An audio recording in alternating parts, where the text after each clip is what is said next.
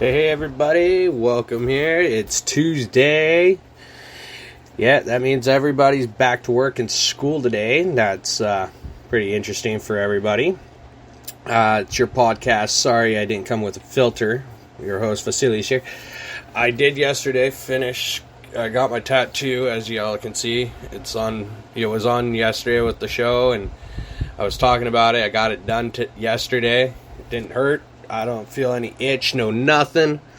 But let me jump into the news bag here of pro wrestling and hockey and any other sports-related news.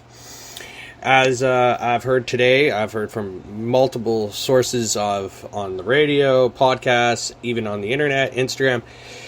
It sounds like Vancouver and Petey and Hughes, especially Hughes, sounds like from Rick Dollywall, that it's an $8 million deal on long term. That's okay. I'm pretty sure it's probably back end loaded, like I've been talking about in the past year. PD is a different category there. There is a lot of hearsay on that right now. They haven't talked to him in about 3.5 weeks, so basically all of August they haven't really talked to the agent. And I've been hitting on this for a long time that both Petey and Hughes are signed to CAA, and their representatives are Pat Biswan and JP Barry, and both of them have a lot of players on their clientele list, their client list. So I fully understand that everybody here in the Canuck land, in Canuck Nation, is pretty upset that we haven't got the deals done. Well, you know what? It takes time. And I even heard today, Travis Green says it's a process. And, trying to get everything underwhelming way of what it is, it's a lot of stress. It's stressful. It's, the Canucks are always been known to do this. Out of all the teams, really, it's Vancouver's, out of all 31, I'm not going to include Seattle because it's their beginning year this year. They are literally dead last kind of team, do the deals at very last minute, 11th hour, and so on and so forth. But I don't see anything coming out. Like, I'm watching right now The Hockey Guy. This guy's pretty good too. He's really, really, really good at his knowledge.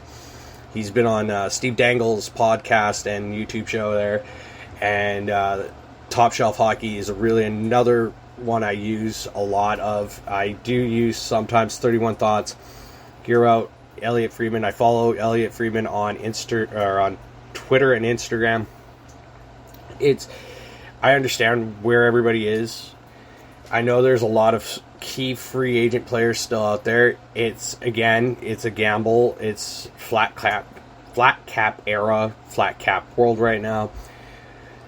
There's a lot of ramifications. There's a lot of if we didn't have so many problems right now in the world with this COVID, and we would have had fans in the stands, there would have been a lot. And it's just what it is. This is my take on it. It's a lot of political sides, a lot of issues to be, worked out between the NHL and the hockey teams, and where is this money coming, and when are they going to get paid, and all that. I totally understand that. And I am doing simultaneously a podcast at the same time as I'm recording this, because this is all going to go on my YouTube channel. And please do not forget, don't pass up. Listen to it for about a minute or so. Please leave me a comment. If you want me to switch something up or do something different, I'm up for all that. I'm always up. Hit the subscribe, like, and leave a comment, or just, even leave me a comment, and I will get back to you as soon as I can. Further on, the hockey world is such a weird world, just like any other sports. And to tell you the honest truth, with the way the world is, it's the money, it's the pandemic, and fans have to be very patient. It's a business. It's always a business. Everything has its time, place, and narrative of coming into form. Like, you take basketball, everybody's like, oh, well, these guys got paid so much money in basketball and blah, blah, blah, blah, blah. Sorry, I gotta take a drink here. And that's great. Yeah, they get paid. They get paid a lot of money. And some people say, oh, why are they holding out? Why are they sitting out of camp? And da, da, da, da. Well, you know, they're human too. They got bills, they got money, they got, you know, they need money to pay their bills and feed their families and pay for cars and schooling and all that for the kids. Their kids go to school. They don't just go to private schools. They go to public schools too. So it is a lot. And, you know, the financials are a difficulty. And I will keep specifying this on this podcast. The financials are a problem. A lot of people don't understand that. I don't think they understand, like, hardcore fans say, you know, I'm a hockey fan, I'm this, I'm that. If you're a hockey fan or you're a sports team fan, you have to understand there's a lot of issues going on, especially in the background. We don't know the specifics. We're not in the offices. Anybody who's reporting all this stuff, you know, like me or the hockey guy or the top shelf or anything else, we're just getting our sources from what we read and what we see. I'm a business owner, and I understand. I see what's coming in, but a lot of people don't understand what's going out. This is the thing. What's coming in, what's going out are two different things. I could say, oh, I made $10,000 today at my business, and boom, $15,000 is going to go out. Even though I have, you know, say $20,000, $15,000 of it from that $10,000, with that addition of $10,000, it's going out. So I'm left again with $5,000. That's how it is in the sports world, especially in the hockey world. In the Canuck world, yeah, we've signed a lot of crappy contracts. We dealt 3 horrible contracts out. Yes, we picked up one giant one, but again, one giant one doesn't equivalent to the 3 that we shipped out this year. And yeah, it's what it is. So, moving on. I see Jake Virtanen, he's heading over to the KHL. That's great, you know.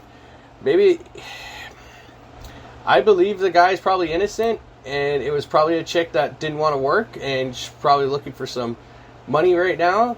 And it's sad, This guy, he had a lot of potential. He could have, like, I'm just reading here on the National Post.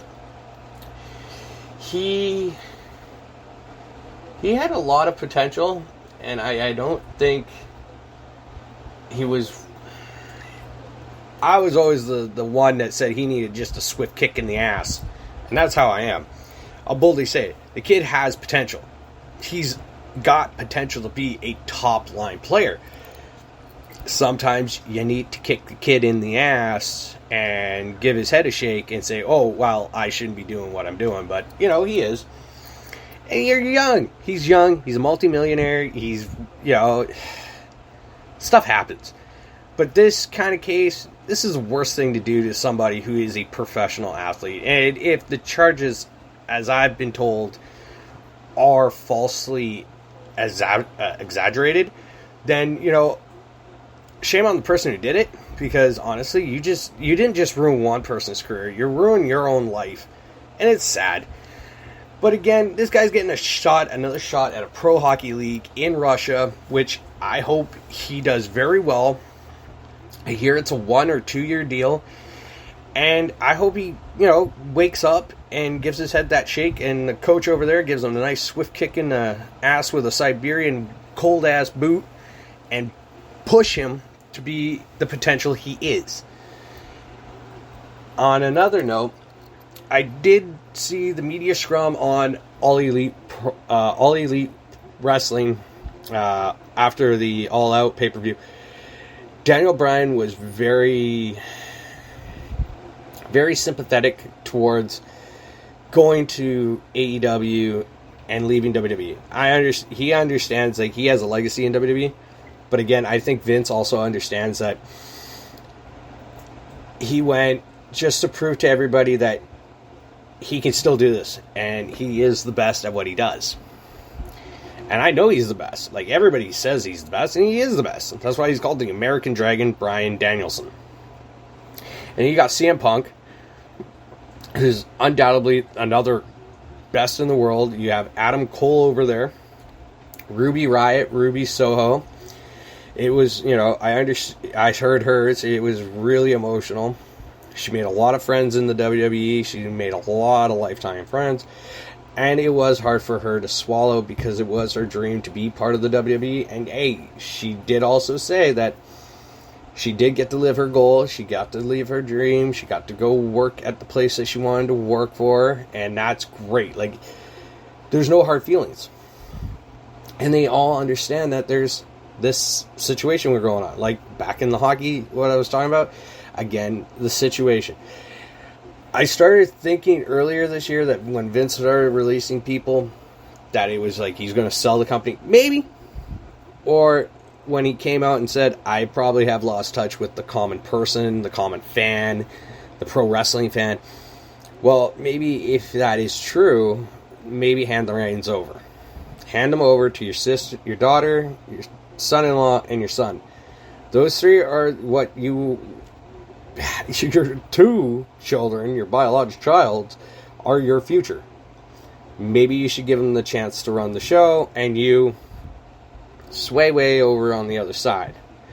And just relax. You've done everything you can. You became the monster once. Maybe you can become again, but let them run the show. The media scrum was a really... I see Tony Khan, he does a lot of crazy things, and he's a great guy. He's a pro wrestling fan at heart, but he's also a businessman foremost, and he just loves giving back to the community of wrestling. And I really appreciate that as a fan. He loves being inside of, there and giving his own intake, and that's really cool. When I hear people say, oh, well, wrestling is fake, and believe it or not, it's choreographed. It's not what they think it is. When you hit that mat, you're going to hit the mat hard. And when you sit front row of any indie show, pro wrestling show, big company show, you hear that mat, that's a mat. That's like this much matting, the plywood, and then you got sheets of metal underneath, and you got springs. That shit hurts your back. That shit will hurt your back really, really bad. But to go on further here, I've heard there's been some talk about, people saying wrestling is dead. No, it's not. As you can see, in the last month or a bit, you've had two massive returns. Okay, and the first massive one was CM Punk. 7 years not being in a wrestling ring. Shows up, goes to All Out, puts on a hell of a match with a young guy who can be a franchise guy in Darby Allin and tear down the friggin' roof. And then you get Daniel Bryan, who had his last match in the WWE months and months and months ago, come out and literally kick the crap out of all the BTE, being the elite. Well, guess what, Adam Cole, baby? I'm pretty sure we're all going to start seeing our dreams come fruition in another company where it didn't happen in WWE. It'll happen in All Elite Wrestling, which is really cool. Kenny Omega says nobody can beat him. Put him in the ring with CM Punk. Put him in the ring with Daniel Bryanson. Daniel Bryanson. Put him in the ring. Or Bryan Danielson. Bryan Danielson. Sorry. I'm getting all mixed up here. I'm getting a little ahead of myself. Put him in the ring with these two. Let's see if Kenny Omega is the best pound for pound fighter. And I bet you he isn't. Because these two can kick the crap out of anybody. And to tell you the honest truth, I prefer to see CM Punk in a WWE or in a wrestling ring than an octagon. I'm sorry, CM Punk. I know you tried. I'll give you all the credit in the world.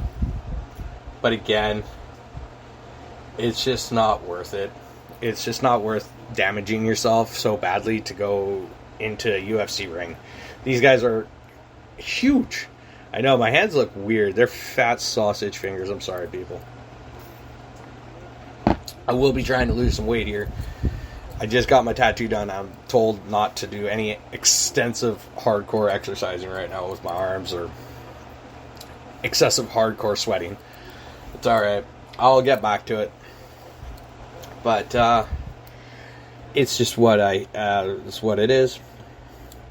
Side note, I'm still watching Top Shelf Hockey. He was just talking about PK Subban possibly getting traded, if not getting traded, but I've heard that rumor almost for the last few months, if not longer. If Toronto goes and try, it's really like Toronto's rumored to pick him up. Thing is, it's not going to happen. I don't see it's happening because Toronto doesn't have enough money. I don't think they have enough assets to even try to pick up Subban, and then, you know, New Jersey has to take at least half, if not three-quarters of his salary, because that's a massive salary, but I think it's 1 year, so who knows. But that's alright. And more news here. I will probably have more things going on. I will have merchandise coming up, and you probably can find that on my Instagram. I will throw it up here when I get some. It'll probably be beginning of next year, mid next year. I'll have some stuff. Later this year, I'll probably pick up a few items, show them off, and yeah, I'll have some merch up. And it's for men and women for now, till I can grow more and more. And yeah, it's just what it is. I am really enjoying doing this, so please, when you do see this channel, please try to hear it out. I appreciate it. It's not just also a hobby, it's something that I'm taking a challenge on, and please just hit the subscribe, and the follow down below, and leave a comment and a like. If not, just leave a comment and tell me what I can work on and what I need to work on. And yeah, I will be back again tomorrow, and you